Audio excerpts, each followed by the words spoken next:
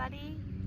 Do you remember in our last lesson how Amy decided to ask God to forgive her, and she believed that Jesus died on the cross and he rose from the grave and that she needed him in her life, and she made that decision when she was a very little girl?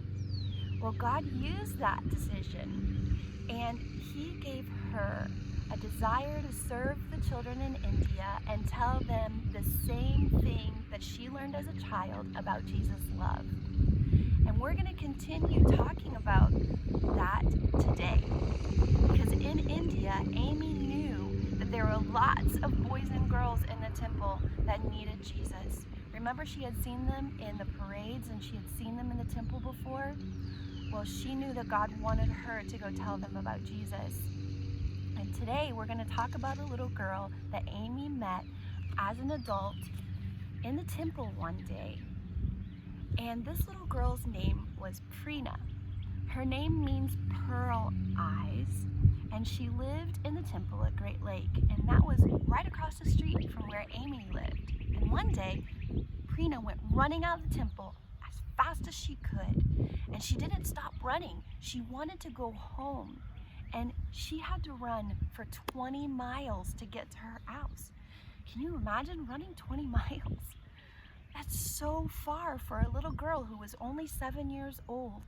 Well, when Prina made it home, she ran into her mother and she said, Mother, can I please just stay with you? I don't want to go back. I don't want to go back to the temple. I want to be with you. And her mother said, no, you can't. And she gave Prina back to the women who lived in the temple and had followed Prina all the way home. Well, she was in lots of trouble. When she got back to the temple, they did something horrible to her.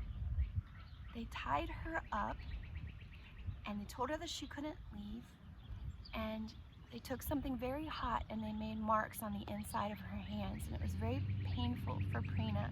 She didn't understand what was going on, and she didn't understand why she couldn't go home. And that night, Prina fell asleep as she was crying, and she was so very, very sad. Well, the next morning, Prina woke up and she saw one of the stone gods, remember that we talked about before? And she thought, surely he will hear my prayer and he will help me not to hurt so bad. But maybe not. Maybe it's just better if I don't live at all. And she prayed all of these things to the stone god. But you know what the Bible says about those kind of statue gods? It says in Psalm 115, 4-6, that those idols are silver and gold, and that they are made by men's hands. They have mouths, but they can't talk. They have ears, but they can't hear. They have eyes, but they can't see. That stone god, it couldn't help Prina. It couldn't answer her prayer. That stone god couldn't even hear or speak. There are lots of boys and girls today around the world who are praying to stone gods just like the one Prina prayed to. They can't hear them. But you know what? We have a God in heaven who hears us. And it's so very important that we share his love with the children of the world and the people that we know.